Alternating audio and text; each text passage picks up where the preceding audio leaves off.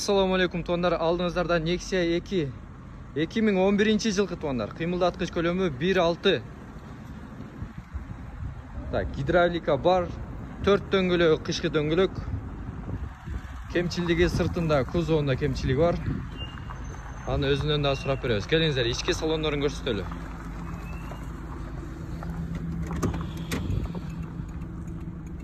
Простой экен бул жагы туандар. Жөнөкөй экен. Мына айнегинде жаракалары бир аз бар экен. Ички салондор өз, магнитофондор өз ордунда туандар. Күзгүлөрү өз ордунда. Гидравлика бар туандар.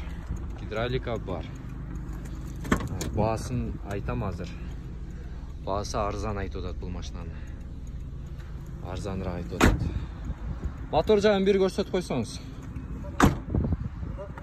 Мотор жагын. Сыртында мына ошон кузовунда иштер бар экен. Көрүңүздөр.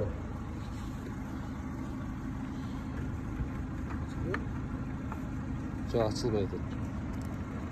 Мен ага чейин аркасын көрсөтүп турайын, алды жагын ачып турсун. Арка жактарын көрсөтүп турайын туандар.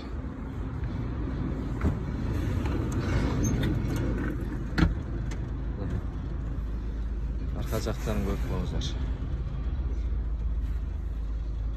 Чоң баягындай чирик түшүп кала тургандай эмес экен, бирок мындай бир аз бар экен туандар. Так, мотор жагын ачып тур, көрсөтүп коелу. Lacetti мотор дейт туандар. 1.6 дейт. Караңыздар.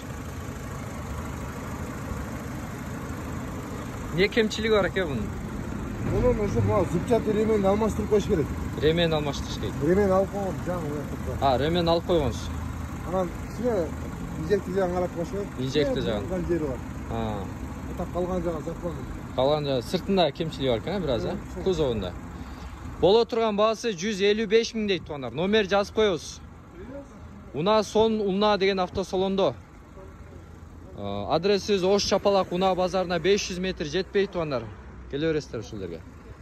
Арзан Nexia 2 туандар. Башкаларга бөлүшөбүз, ой пикир жазабыз.